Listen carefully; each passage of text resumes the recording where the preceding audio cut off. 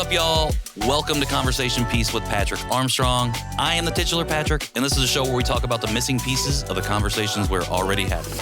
Shout out to our returning listeners, and a high five and hello to everybody joining us for the very first time. I appreciate y'all being here in 2024, the year of the nap. My guest today is the founder and CEO of Newfangled Confections, a candy company that is contemporary return to blast from the past candies with a dash of love and nostalgia, including Carrie's very own Friddle, and has grown from a small batch to big box since its inception. She is also a mom, a partner, and a fellow adoptee. It is my honor and privilege to welcome Carrie Abbott to the show. Carrie, thank you. Thank you, Patrick. Thank you for being here with me. Yeah. Great introduction. I appreciate it. Very sweet. I try to do well on the introductions. I honestly don't know if that's going to sound good because I felt like I was reading it and I was like, am I reading this correctly? But I did, I think. Yeah. Did I do a good job? You read correctly and you were reading. I was reading. That's always good. And I think it came out very naturally. I'll put that on my scorecard. Oh my gosh. Good job. Thank you. I appreciate when my guests keep scores of how I do because I always want to know at the end if I did a good job because I can never tell. For folks that don't know, Carrie and I know each other through the adoptee community here. That's when we first connected. But about a year ago. About a year ago. And hilariously, I started working about a year ago at Tomorrow Bookstore on Mass Ave. And Carrie and I met, and she's like, oh yeah, I'm the owner of... Actually, just kidding. We very first met in Chicago. That's right. At the conference, the Korean American Adoptee and Adoptive Family Network Side conference. note, my husband calls that the con. The con? I like that. We should do a con documentary and watch it at Can. Absolutely. Oh, gosh. I forgot. I completely forgot That's about right. that. I remember like it was yesterday. Okay. Can you just give us a quick origin story of that? I'm remembering now, but I want to hear from your perspective. Yeah, so we went to that picnic. There's an adult adoptee only kind of a welcome. People are coming in from out of town, out of state. We were in line next to each other, and you with your vivacious, how are you? Tell me your life story while we're standing here, and just quickly mentioned best chocolate in town, Indianapolis, Indiana. I mean, that's like when we very first knew that we were both from Indiana. Yeah. Or live in Indiana.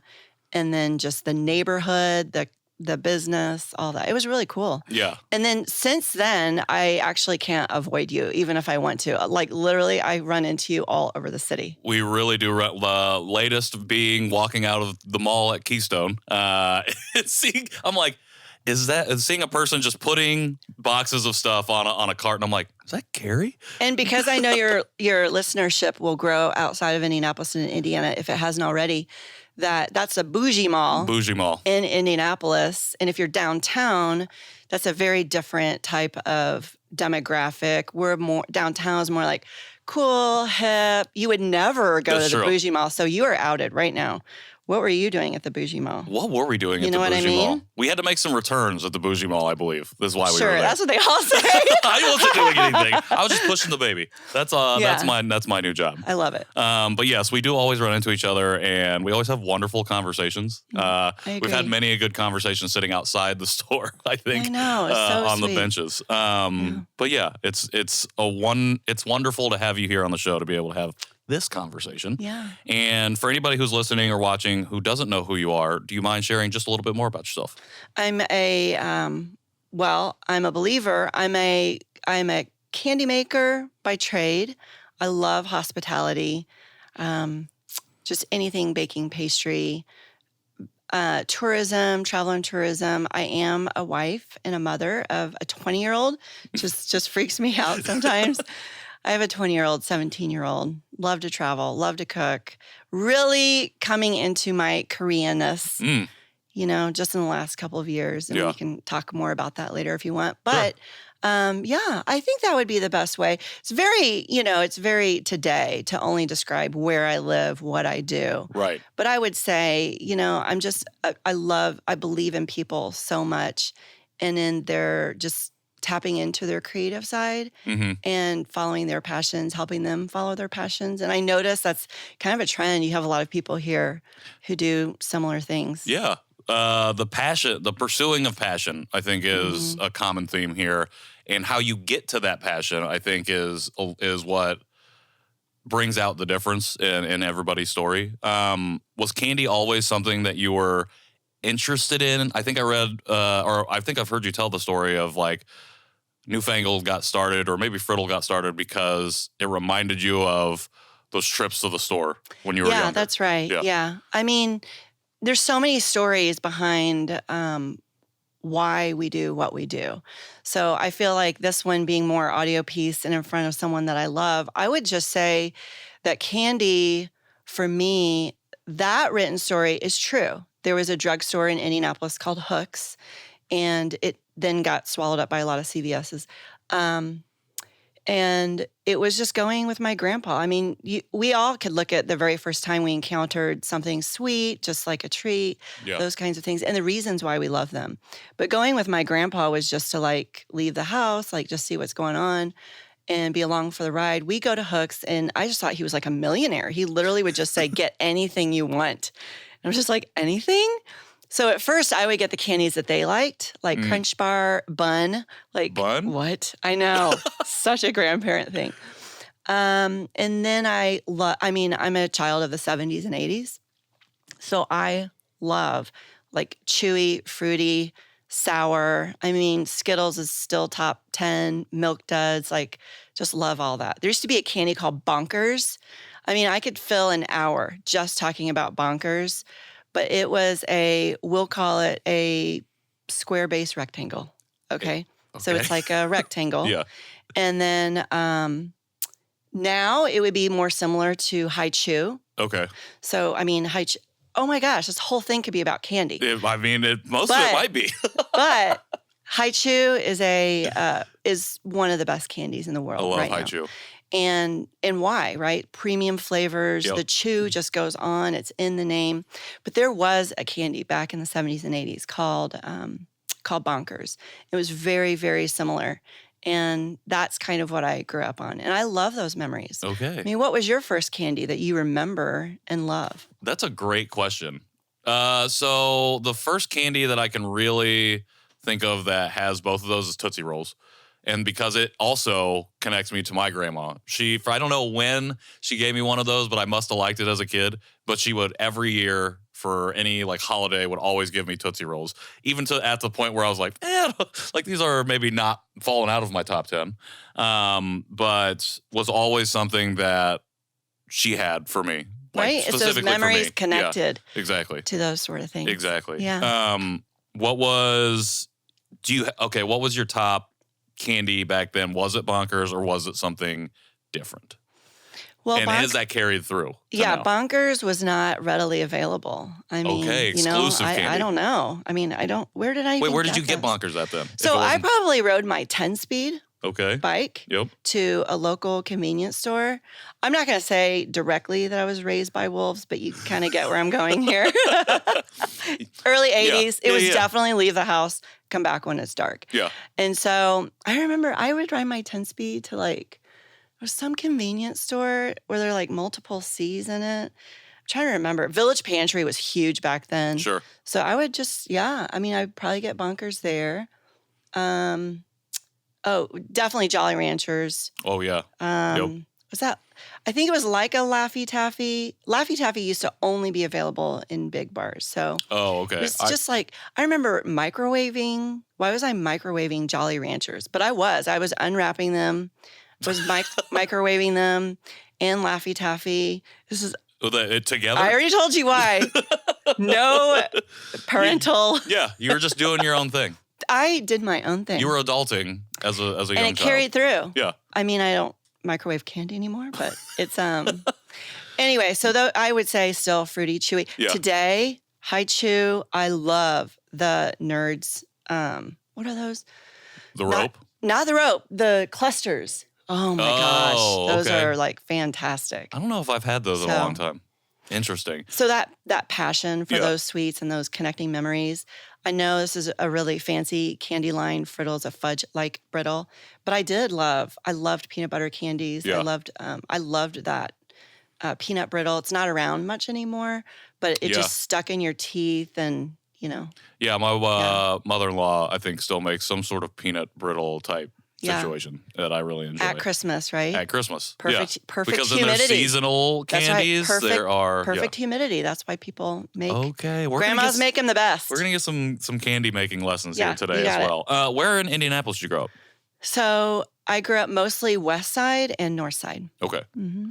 And is that where you're still at now, or have you moved around a little bit? Yeah, I live a little bit north side. Okay. I spend most of my waking hours downtown. And when did you decide that like friddle was going to be a thing that you wanted to pursue? Like because I think friddle came first, correct? It wasn't Newfangled Confections. Friddle was first, 2011. It was just like, right. I created something and now I need to sell it. Yeah, this is funny. It's friddle, but I'm pretty serious about business and some liabilities.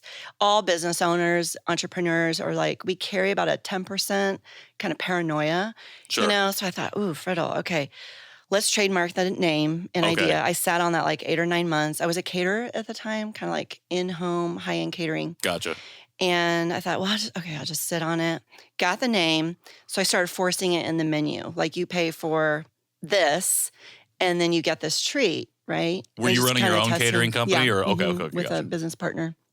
So we started like giving this treat. And that's just business advice. Like I didn't actually give it. Like it was all worked in. Sure. You know? And so started handing out this treat as much as I could. And just got proof of concept. Yeah. That's like what you would do at a farmer's market. That's valuable input. So I would get input. People just loved it, you know, and I don't know about you, but I'm a big feedback junkie. Yeah. I care about what people think about me. Less when I get older. It's not a great trait, but it helps if you are willing to pivot on a product feedback, what people say. Right. So tried it out and I thought, you know what? Catering is so hard. It's really tough. And let's do something light and fun and easy and start a candy company. Turns out it's like 10 times harder. But started this just a Friddle Candy, LLC. And later I'd never considered I would do other candies. Yeah. So then we started Newfangled Confections. Okay. Newfangled, by the way, when it was presented to me through a marketing team, I love their build-up. It was like a big drum roll. And I just, can you tell me what it means? Okay. Now I know. Yeah. It's basically objectionally new. Objectionally new. Right. So you picture like your grandparent, you know, and there's like some new apartment complex built onto something. And they're standing there and kind of like wondering like, well, what was wrong with the old building? Sure. What was wrong with the old peanut brittle? But I love it. Yeah. I like it. I kind of embrace. It is kind of like an upscale grandma candy. Reminds us of things that we grew up on. There's really no new recipes, if you will, but just different, you know, combinations of ingredients and packaging. So Newfangled Confections is the parent brand. Friddle is a signature candy that we make that we, the goal was to take it the goal was to take it national, which we did. And then we have acquired 2 smaller companies, the best chocolate in town, that have retail stores where I've seen you. Mm-hmm. And then a brand called Fudge in a Cup. I love it. Yeah. Okay, so now I have to do a backup. Yeah. Because I want to know so obviously your love of sweets, and this connection to memory was your initial kind of foundational grounding moments of falling into this. You also love travel. You love small business. When did that passion for like entrepreneurship come up? Because you, like you said, you started a catering company with someone else. Obviously, that is part of that. That goes into that. Like, when did you know business was like something you wanted to be a part of, to know more about, and to involve yourself in? I mean, that's such a big question. Like, I'll just draw from my memories, but like, you know, I mean, we all have a lot of passions, and we'll say in the creative world, but it's like you can work somewhere and you take a little nugget. I've always loved to work. So, and that is just Gen X. It doesn't mean I'm amazing. It's like, it's like we're just weird that way. We're wired that way. Sure. And so I've always enjoyed working more than being like at home or playing. Like I wanted to go. Right. So even like my very first job was at Burger King in Brownsburg. I lied. like, who lets their kids lie? So I lied about my age so I could get a job there. Yeah. So rode my bike to Burger King, and I remember looking at a cost model book, and I was like, I'm in. That is hilarious. It was like the only thing I remember. What is that, 14? I hated talking into microphones. Sure. Because I'd be like, small fry.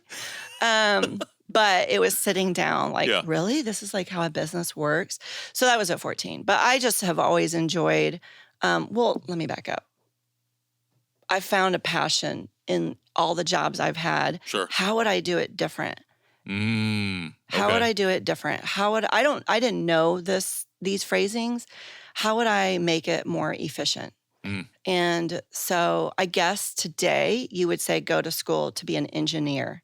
Sure. And I would be an engineer with lower stress. I don't know if it would be lower stress. But the happiness and joy that my job draws in seeing people grow and seeing skill sets grow, it is from that sort of efficiency model. Like, let's do this and let's try this. I would say, in a word, some of the unique value that I bring to the industry and in my partnerships in the city is definitely innovation. Okay. That's so interesting because I feel like I was the same way at everywhere I worked. So my first job was McDonald's. I don't think I lied about my age, but they did make me do things that were not age appropriate for when I worked there, like run the fryer. Yeah, the fryer. And they're like, yeah, you can do it. It's fine. And I was like, okay. But most jobs, particularly in my adult professional career, I have felt like my mindset always kind of trends toward, how does this job run more efficiently? How do we help make this happen? What are the systems? What are the processes we can put in place? It's like the way I always think about whatever job that I'm at. And I also kind of have this passion to, like, I just enjoy the work, but I think it's the satisfaction of what comes out of it. And I'm currently in this mode of like enjoying the process, which is enjoying the work part of it and not so much worry about that finished product part of it. And it sounds like you kind of came up with the love of the process. Yeah, I love the process. Yeah. Yeah. So just real quick, it's just different for us. But like, doesn't it put you in a position always wondering nature versus nurture? Yes. How can we be so similar and we're like both born in Korea? Right. You know, and I'm not saying it's every Korean adoptee. It's not Definitely every Korean. But I mean, come on. Yeah. Like, there has to be something there. Well, I think part of it's growing up in Indiana. I think there's this Midwestern idea of like kind of maybe like the typical modern American family. And like part of that is this idea of like you go to work, you get a job, you get a career, and you do your thing. I think what's interesting about both of our journeys is how we are working within industries that you wouldn't normally think about growing up in the 70s, 80s, or 90s even. Like I think candy's creative, obviously. Like it's I would consider a creative pursuit because it's not like your engineer, your doctor, your lawyer, even like your teacher or whatever it might be. It's something, or factory job. It's something outside of those things. I think that people don't necessarily think about. And yet, I won't say that I've made it work, but you have obviously made it work. And you've been doing it for a while. And I think that's one of the things that personally, when I go to different places, I notice is just the idea behind what does it mean to work or like following your family's footsteps of whatever their work might be. And we've both, it seems like, had a slightly non-traditional childhoods and whatnot. So I think that's part of it is just this like that Midwestern sensibility of what work and family might be. I think it's all kind of intertwined. I think you're being really kind to the Midwest. Am I? Yeah, because in what way? I guess because there's a lot of people that came out of 70s, 80s, 90s that really like bare minimum is good. Sure, it's fine. Yeah, you know, and I mean it's not an obsession, but I do like to make things look easy. Sure. Well, when people see stuff on social media, that's what we talk about on the show all the time is like people see the finished product. They don't see the process of the work or the decades of work. Maybe that's why we like the behind the scenes so much, you know? Well, because that's the authenticity part of it, isn't it? So you just reminded me of something. Okay, we'll go forward, but it was, if I think of it, I'll just say it. Go for it. Well, it was something, So I remember learning this as a young mother, and it was brought up by a group of like a mentor type, like an older generation, right? And I think about this now, and this is why we have to be really kind to influencers if you're at a stage where you're feeling jealous and you don't know how to call it that.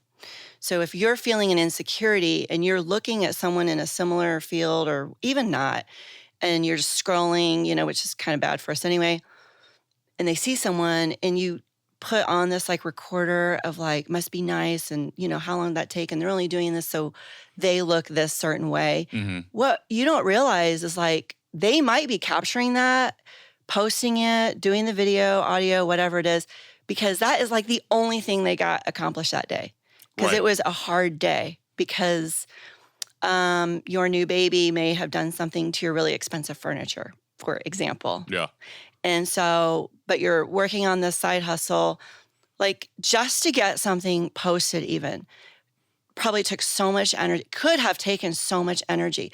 It's not always like we're trying to project how awesome we are. Right. We have to imagine like, what if that is like the bright light in their entire month? Yeah. And they got that posted. So, it's just like having some compassion for ourselves and other people. Yeah. 100%. Well, I think the compassion part is so important because... By the way, that was self-talk. No, for sure. It's all good because I think it's easy for us to not... Okay, so you brought up... You called it like jealousy, I guess, of some other people. And I feel like I felt that way for a long time when I started doing social media stuff or just like started to like try and grow whatever it was, the John T show, this show, and seeing other people who I felt like were doing less than me, but achieving more. And again, this is more of that process versus product idea of it. But I was talking to my sister about something along these lines, and she basically said she's like, I don't think it's jealousy that you're feeling, it's envy. It's like you're envying that position that they're in. And I think even whether or not it's jealousy or envy, whichever one it is, I think the hindrance for myself was that, again, it pulls me out of the process. And I'm so focused on what the thing is that I've created that I don't enjoy creating it. And two, I am now always looking beyond the thing that I'm working on because I'm thinking about, okay, I'm already thinking about what's next as opposed to like, oh, okay, like stay in this moment, stay in this work. Right. And you talked about starting a candy company being 10 times harder than what you were doing before. What were some of those things that you like when you first realized that you noticed and you first realized, okay, this is not what I expected it to be when it came to starting this candy company? I guess some things people wouldn't know. Is that, we're kind of going that direction. And even just for yourself, like in those moments of beginning, like what made it what gave it the like 10x difficulty? I did not realize, I really consider myself an expert now in scaling. Okay. So I get a lot of calls and meetings and advice wanting over how to scale something. Sure. And so I learned real fast, like we can all be amazing business owners of a product, of a CPG, consumer packaged good. But how far do you want to take it? How much do you want to make? Do you want to have employees? Right. Can you afford to stock up on ingredients, packaging, et cetera, lease, all that without the order yet? So how much do you start with? Basically tells you how you can scale. And some are like, I left being a doctor. I mean, I don't remember who it was, but someone has before. Yeah. They were like, no, I'm good. I don't think I actually want to do that anymore. Nice little nest egg. I think I want to try making this kind of sauce. Sure. And it is the process that they're learning. So I did not realize everything would be hard. I did not realize it's everything. It was physically hard. It was mentally hard. It was financially difficult. Now, when I give advice, it's not like this, by the way, Patrick. Sure. Never. I'm a beacon of hope and light and inspiration. That's okay. We don't do hope on the show. Great, We only do great. we keep it straight So negative. if I'm talking to like one person or a group or a room, one time I had the opportunity to talk to 1,000 people. Nice. But if I'm doing anything like that, it really is read the room. What kind of little nice thing would be, what kind of inspiration can I offer that they'll leave feeling inspired? Sure. Because that's like the whole point why we're together. Right. So it's not for me to have this exact kind of conversation. Hey, everything's hard. Right. Better save $2 million to even get started. It's more like you figure out where they are. And I know they can do it because they left whatever they were doing to try it. Right. Like I believe in them. I don't even know who they are, but I believe in them and I know they can do it. It's just and they have all the information. This is the other thing. They think they're getting new information from me. They knew it. It was either like buried or it just needed like a little You're kind of helping them rediscover it or uncover it. Yeah. Yes. So they had most of what they need. Maybe I'm not giving myself enough credit, but they really had a lot of the information. It's overwhelming starting a business. So if you are starting a business right now and we had a coffee or something, eat quickly. I assess, what are you making? How much is the price point? And then I'm asking myself, I don't ask them usually. Yeah. I already know their first year revenue. One person, $35,000 to $88,000. I just know it. Sure. If you're under $10, like that is just what it costs. And they may not know it, and that's okay. So I'll say, yeah, where are you getting your labels? Cool. Have you thought about putting ingredients with that thing? Don't waste your money on like lightning labels or whatever, even though they're cheap. Just go with Avery. It's just like those little tiny, and they were telling themselves like, can I get away with just this, I'm doing air quotes, just this little, like they're already diminishing what they're doing. But yes, it's good enough. Yeah. It's all good enough. And honestly, it makes a really good before and after story. 100%. Mm-hmm. Well, just like, I think that's where you should definitely give yourself more credit because you having put in all this work to get to the point you're at now, when you help somebody or have a coffee with someone, give them advice, you are already moving 3 steps ahead. If you can generally guess what that first year revenue or income might look like, you can then help them uncover the little things. You can affirm them in what it is that they're doing, because I think that's another recurring thing on the show is like, who did you receive affirmation from as you were going through the process of starting your business or pursuing whatever passion? And I think for some people, they got affirmation all the way back when they were kids, to like continue to do this. Some people didn't get it until after they had already started it. And I think the big difference is, or maybe not the big difference, the similarities in those stories is that once you receive affirmation and then you can find kind of consistency in the affirmation, you can really start to see a big jump in growth in terms of whatever it is that you want to do. Right. So early advice for other businesses is you really have to ask, why are you in business, and get real. Some it's like they're not driven by money. I mean, I kind of am, but they just aren't, And so it really is maybe childlike. I really just kind of like, if I could get on, a top 10 list of maybe they want to make 40 by 40, maybe whatever it is, that's an Indianapolis marker of success under 40 years old. Could be some in this room. So really, why do you want to go into business? And you don't need a business plan to do that. It's just be real. Like, I just want to be famous. Okay. Sure. Yeah. You really can share that process a lot. Yeah. And get really vulnerable, and you can have that. I do not want to be famous. I mean, maybe for other reasons, like, I don't know, maybe for certain things that I didn't realize I did so naturally, that was helpful. Okay, maybe that way. But it has not helped me financially grow the business. And when I keep mentioning finance, because I have employees. Right. You have other people's whose livelihood is every 2 weeks tied into, business. So I mean, that's that can be stressful. Thinking about like, I can't have the business without them. And I am pouring so much into having like this perfect or really good, healthy culture. And so, like we need the revenue to keep the whole thing going.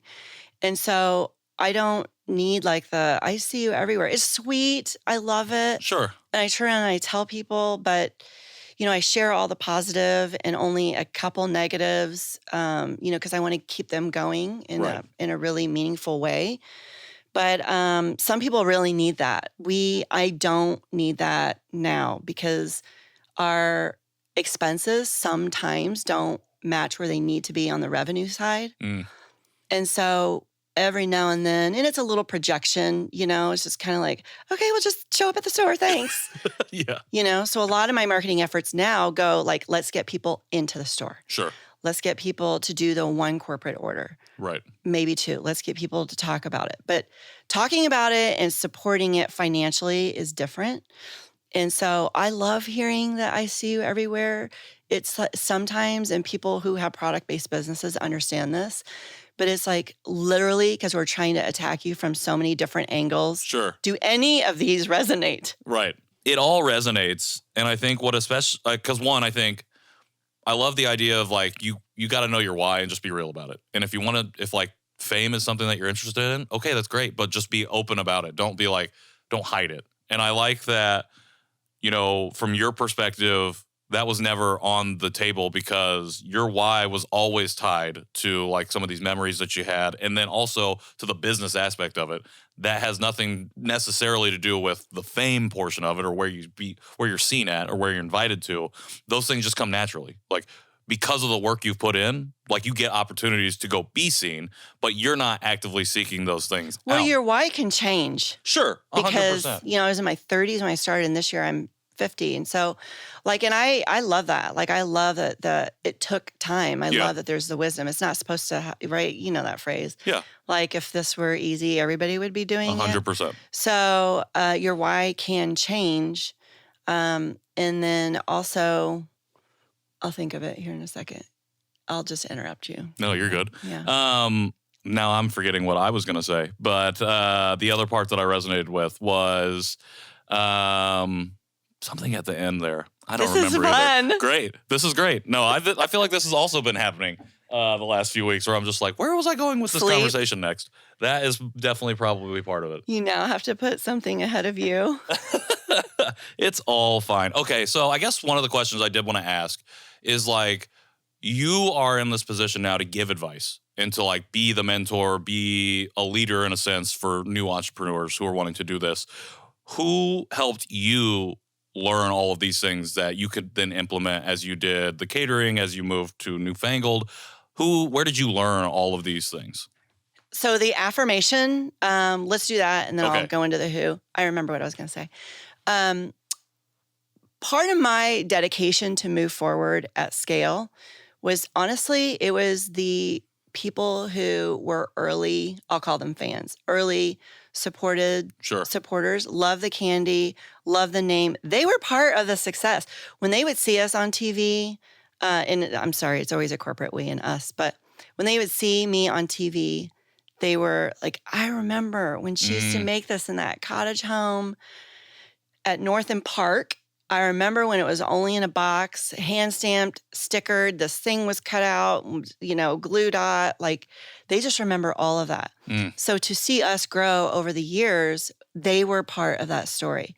So they are absolutely part of the affirmation. I think these days and times, how hard it is for small business and products, especially food-based businesses, I really feel okay. I feel okay if the company chose a different direction or was not anymore. This is probably breaking hearts across the airwaves or whatever, because I want to say, like, we did it. Yeah. We did it. And so anywhere I show up, the product shows up, they were all part of that. And then in terms of like, who did I look for throughout? I mean, at first I didn't. I was just, it's just part of my faith believing, like I just show up and do the work without expectation. Sure.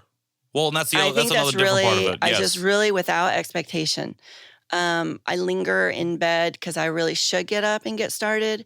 But I know I started the business when I was already a mother of, I think, an 8 and a 5-year-old. Okay. So I knew the second I get out of bed, it's full speed all day. Yeah. And I'm a morning person. I'm a morning person. So if you need business advice, call me 7 a.m. Don't call me at 3 p.m. And so part of my motivation and who did I look to? I'm myself. Yeah. And so my faith, huge part. And that just not having any expectation of it. Yeah. Doors will open. It is so difficult when you were just waiting and working so hard on a certain door to open, even in your business too. By the way, you are an entrepreneur. You're taking so many risks and trying different things. Yeah. And just side note, Thank you. And so it's really entrepreneurs, we recognize each other completely. And so, but no expectation moving in it.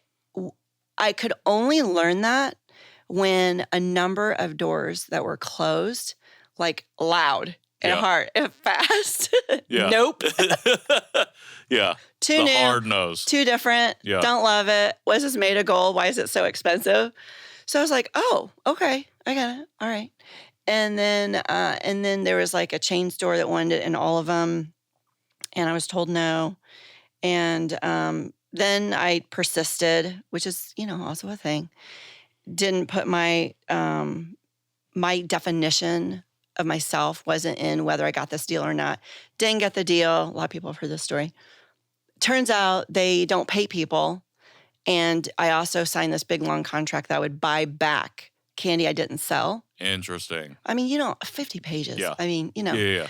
And so they took it in 9 stores, and I bought all of that expired candy back. So literally, I paid them to carry it. Can you even imagine if I got into all 1,230 stores? You can look it up.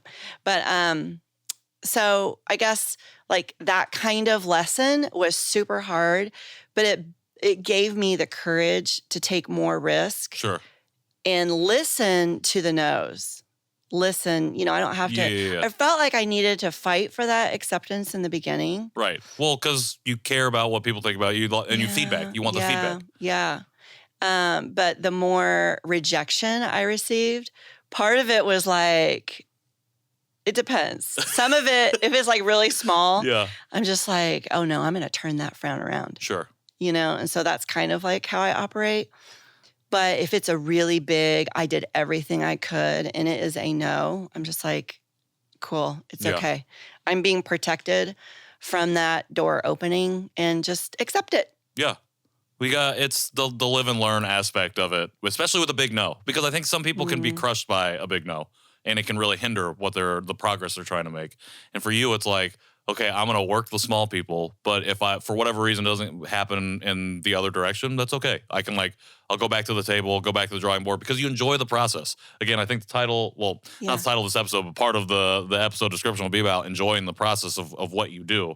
And I think another thing that this makes me think of is what you said you bring to the table. And so it's funny because this is one of the questions that I was going to ask you, was about like your role and the space you take up in the entrepreneurship small business community here in Indianapolis.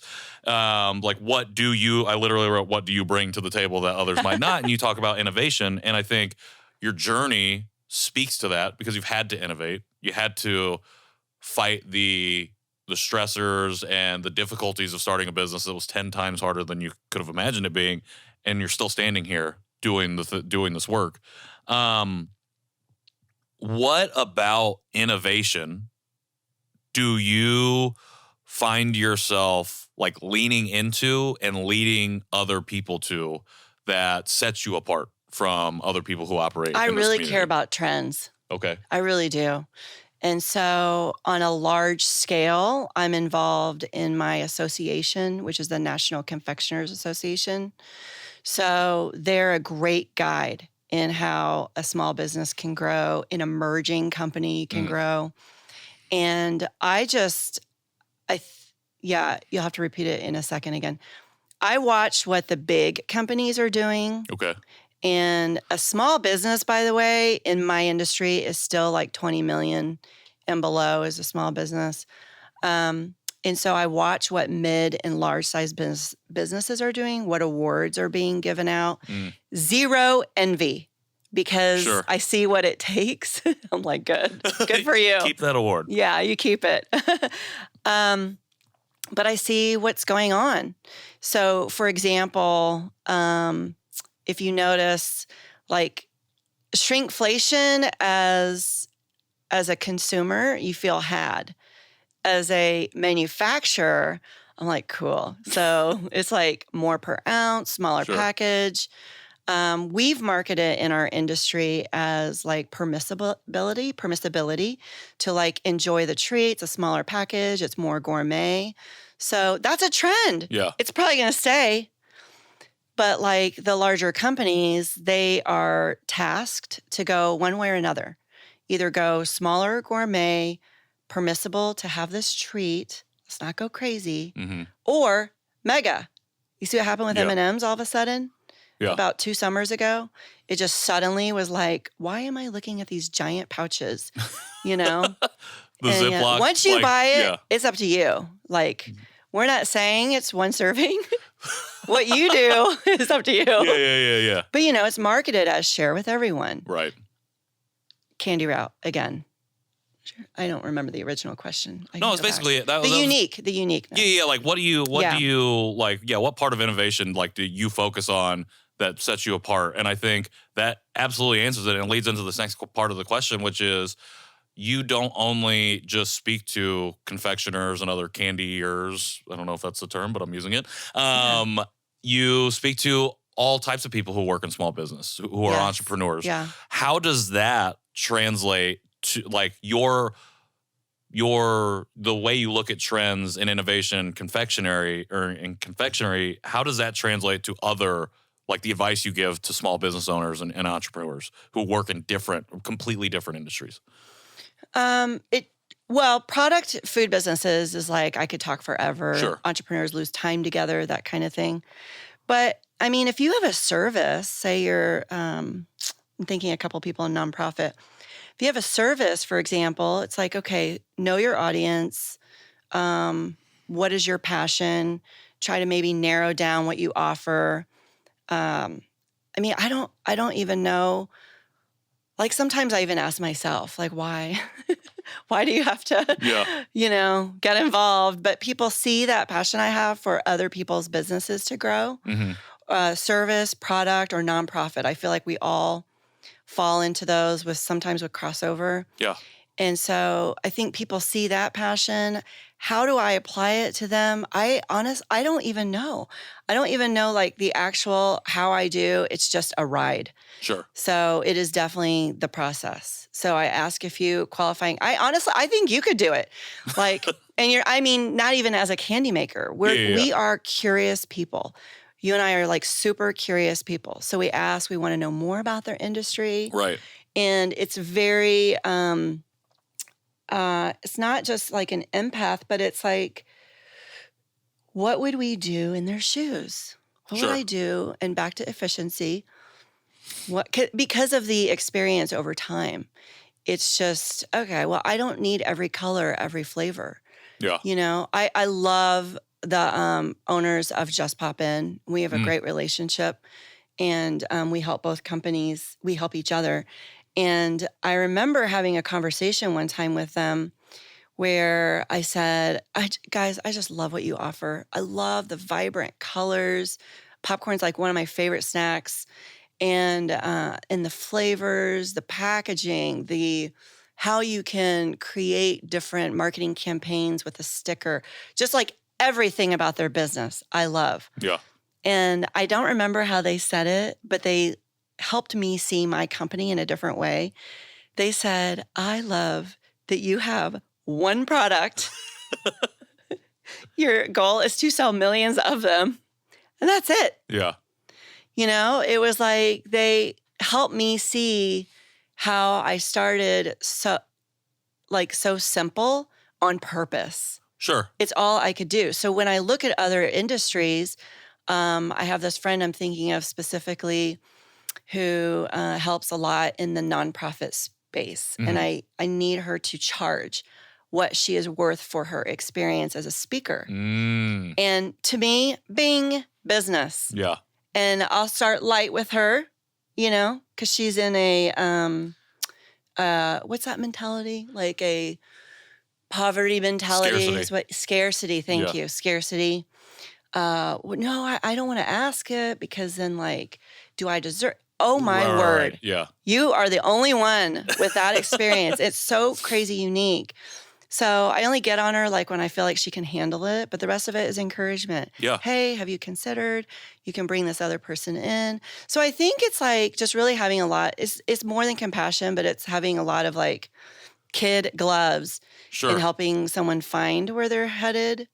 And then it's just assignments. It's not it's a lot of rhetorical, but I don't actually need the answer. Right. You're not answering it for me unless you're wanting next level advice. Yeah. But it's more have you considered, or I task you with this, or just to get their minds thinking about it. Homework. And yeah. Because it's just a different person who's achieved it in a different way. Yeah. And it's just they are not supposed to achieve it in the Carrie way. They're supposed to achieve it in their own way. Yeah. In whatever that looks like. And it looks different for everybody.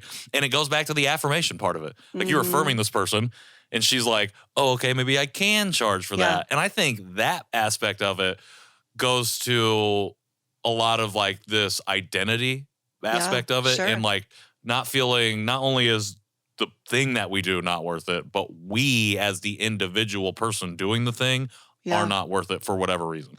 Yeah, I had a job. So part of my foundation in hospitality and tourism, well, one, I have a degree in it, but is that I had a job at an airline that was based out of Indianapolis. I had 3 different jobs there because they were really big on just leveling up, just apply for something else. But one of the jobs was a developer of an employee recognition program. You would never know. It is so hard for people to recognize coworkers without getting hate mail. I got so much hate email. Did you even know? She won this. He won that. This is what he does, And it's wow, I had no idea. But here's what I learned as an employer that's really important. What motivates someone? Sure. So you're the founder of your company, service, product, nonprofit. Well, to scale, you have to have other people come alongside. And you want them to believe in your passions. You want to be someone kind and have a reputation to work with. Right. And so what I learned working at the airline in that specific job, people are motivated differently. Money, time off. When I say benefits, I don't mean medical. Money, time, title. Just try to loosely find out what that is. Yeah. And then it may shift over the years what motivates them. And I really think that makes me a unique employer. I've had people really not like me, really not like me that have worked for me. And they're going through something different. Sure. It's maybe they didn't like that they had to work for money. Maybe they wanted to be an artistic person, but they had to do the same stinking thing over and over, which, by the way, I tell everyone the monotony of the job before they apply. It's not my fault. Do you know what I'm saying? Yeah. But I try to find out these motivators early. And I lightly recommend to other business owners to find out the drivers. And so, that was kind of what I meant by other jobs. You get a little nugget and it moves on. You can apply it to your existing career, to your future careers. Yeah. But people are motivated much different. This is sort of related, unrelated. It's, that's your theme, the conversation that we need to have. Yeah. I had this thought the other day, watching Reels, TikToks to stay relevant, is it's really made right now for the employee. Do you know what I mean? Sure. I don't want snacks. Show me the money. Okay, well, bad on you, company, for not knowing that Patrick is driven by financial success because he knows what he needs to make for his family to live, plus the way he wants to live. And that's why he wants to give his best to work for you. Easy. Yep. I should go to HR. You should be in HR. That's simple. Yep. And you're the one company that's getting the talent. Well, the way social media, it's all for the employee because it's oh, shoot, I'm the employer. I do provide snacks. I know they don't mean me. Yeah. They don't mean small business. They don't mean me. But it's hard to watch that and think like corporate employees, the way they're speaking, new generations, Gen Z. I have 2 Gen Zers, Gen Z, early millennials, sorry. Like they're drivers. It's hard for me to see that Yeah. and then just think, wait, that like I'm doing those things as an employer. And is it looking bad? Is it feeling bad? Sure. So that's what I also mean by staying relevant, looking at trends, not just flavors, packaging, pack size, but like literally how can you improve upon all parts of the process, including your team members, including how to treat them and where did they come from?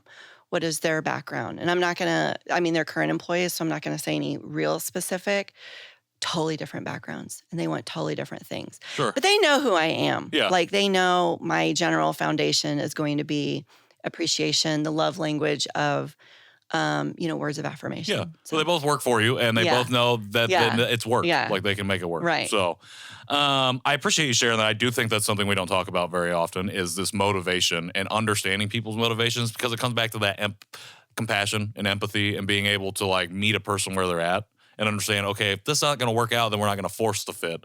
We're going to figure out what fits. Right. You know? And I think that's really important. And I appreciate you bringing that up. We talked a little bit about, recently you've been embracing your Koreanness a little bit more. Yeah.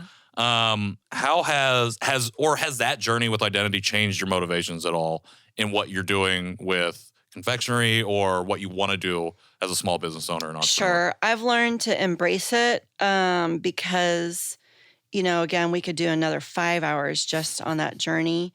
I grew up in a white family. And so to survive was to be white. Sure. It's like all my family, my friends, my schools, all of it. And so the older you get and the less you care about what people think of you, that I have embraced it. I wonder if it's because like I'm working through it right this second. I wonder if it's because I have children who are now almost adults. That I've stopped like pouring everything every second into like I'm just shepherding them to be successful adults contributing, and then now I can just like be with them, and as they succeed or move towards success. Or not, you know what I mean? Sure. I just be there for them.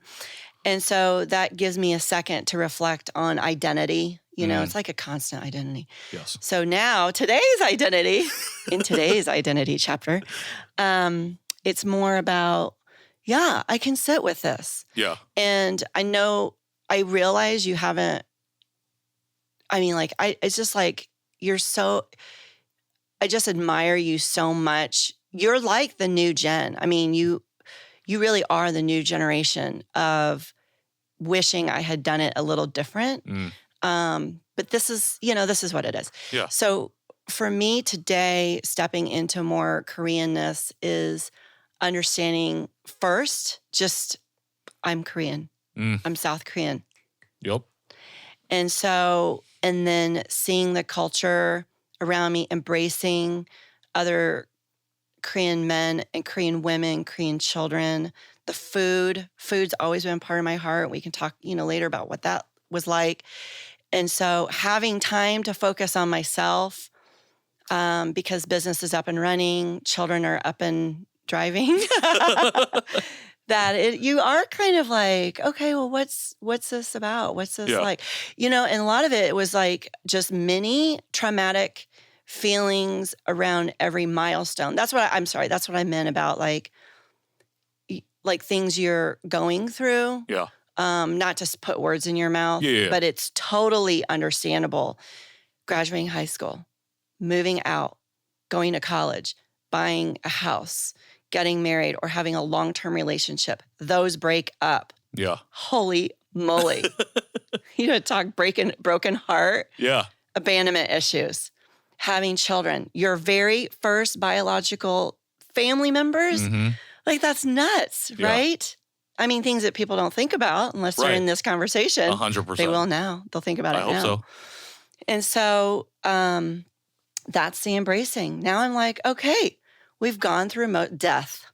I've gone through basically all those now. Yeah. And so I'm stepping into it. I love it. I love it. I don't need the identity around who am I through candy, through the industry, through being a mom, through a wife, as a believer in Christ. Like, it's all like we're sitting in it.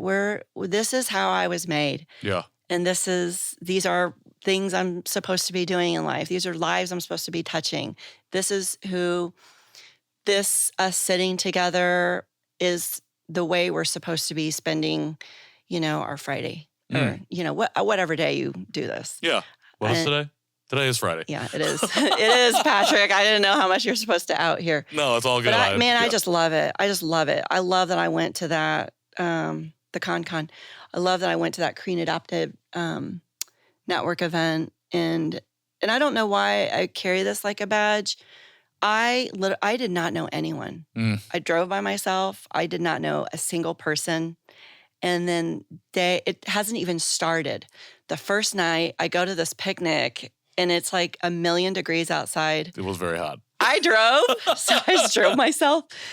And I stand in line and you're like the first person I see. Like, it's wild. Crazy. Life is wild. Wonderful, wild. The timing of everything is something I talk about a lot, something I think about and reflect on a lot.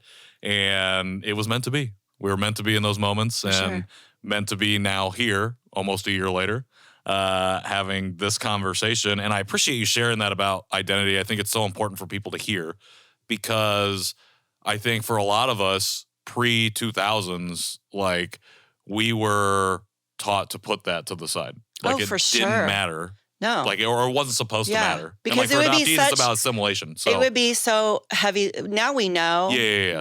It would have been heavy lifting on our parents. Yeah. Well, and then and like if you grow up in Indiana, like you're in Indianapolis, like slightly, potentially more connection, even though it was still growing at that time. Where I grew up, there was no connection, and the access was at least an hour and a half away. And we're most likely not going to be driving to go to those places, flying to go to those places. So it's like, if I express disinterest in it, then my parents who have been taught that assimilation is the key to my survival and success, then the only thing they're gonna think is, okay, then why would we ever do Asian stuff? Like, let's just keep them over here in our white centered bubble, and then that'll be fine because they're telling us it'll be fine. And so our parents couldn't do the heavy lifting because they were told not to. And like we're now making up all of that ground in conversations like this and the stuff we do in the group. They're all different ways for us to try and make up for it. But it changed, like it makes things different, and it can change the trajectory of what we're doing in our lives. Like for me at 30, like my life was going this way, and now it's going this way because of it. Who's to say, like as you go down this journey, even though you're in a different place than me, like what could happen with Newfangled and like how it could expand, how it could grow differently, how it could grow outwards in another way. Who knows? Know? But just because of like an identity reclamation or reclaiming of, can possibly send us, in a different way. So yeah, the industry is actually, it's pretty Caucasian, male, older led. That I am already seeing, people of color, women, younger. A lot of 5th gen, 6th gen. Oh, it's wild. 4th and 5th gen candy companies. Like when we have conversations, they'll even look to me because who is still a candy maker? Sure. Is that wild? Yeah. So that's coming up and it'll be in Indianapolis, this trade show. And like, it's like, I know it. It's like the weird secretive competition I have with myself. Like not make it look easy, but like, you shouldn't look like you're like sweating all the time. Maybe that's a Korean thing too. But it's like I talk to them and I'm not expecting them to ask these questions about, just being in awe of the process because they're thinking like the great aunt or uncle told them to do, so they're just like going to, and I look around and I'm thinking, that's right. There aren't a lot of businesses that are founded and owned by a candy maker in the industry. Yeah. Very interesting. Well, I like that you're there and a part of it to be able to help folks along as they grow. I think that's something we lose too is people run up against a barrier or put into a situation that they can't get themselves out of for whatever reason and they leave said industry or whatever, and then we lose, that knowledge, that wisdom, that potential affirmation that we could have, not only for them, but for us from them as we're trying to grow. And it just makes our community more whole when we have folks like yourself who can operate in industries, who have in different ways, and can be there as that shoulder, that piece of advice. Yeah.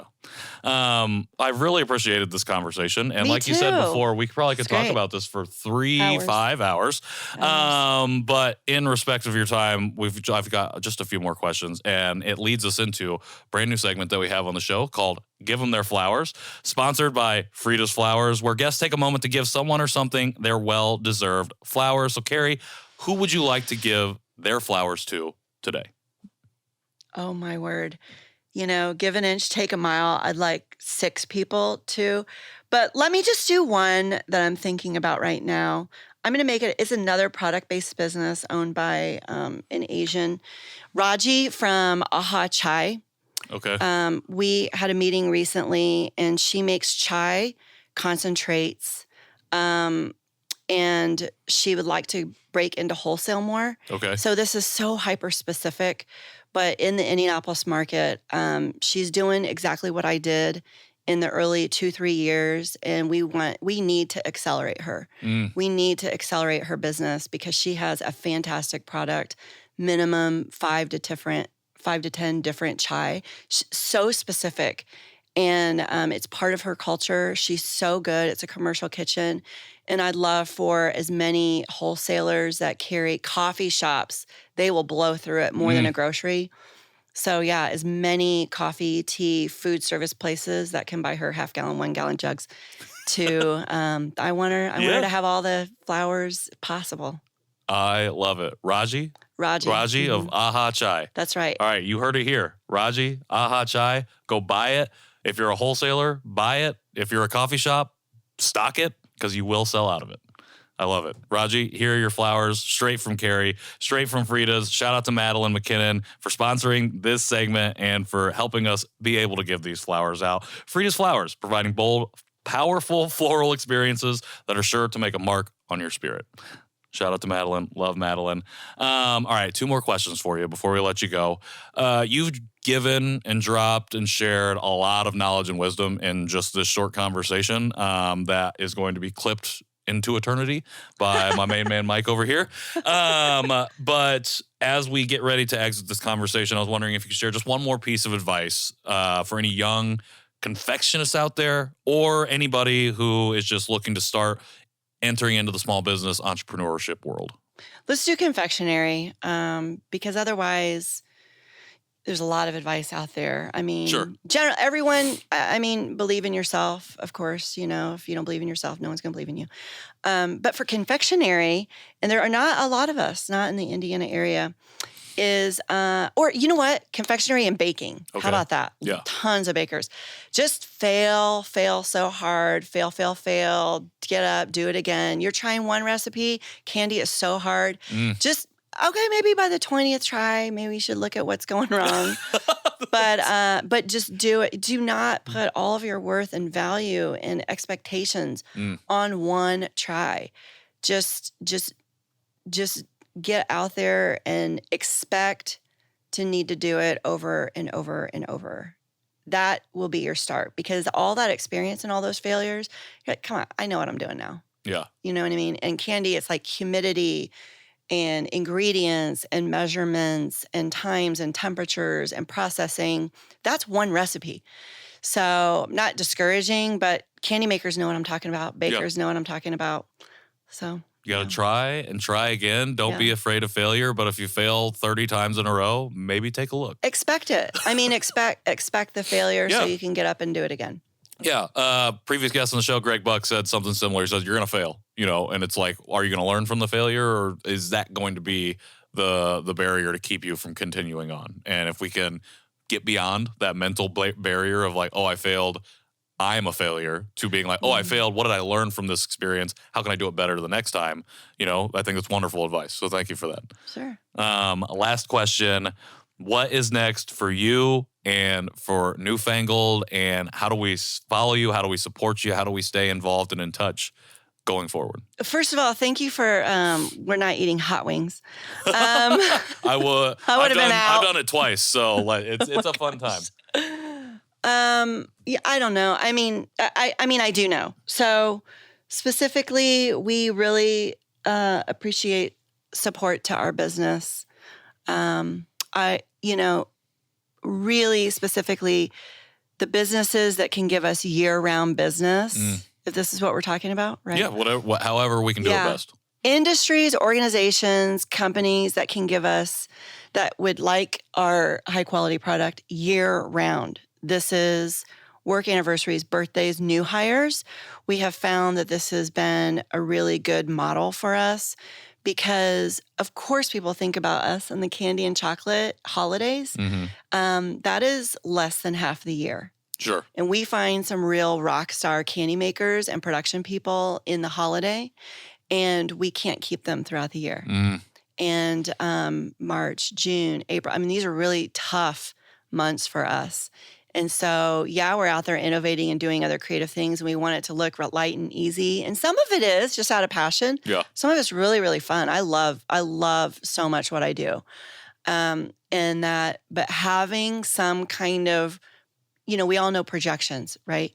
So having some kind of reliable bread and butter projection partnership with organizations, our average cost is such a small thing for what the impact that it could have on the people that they're giving it to. Sure.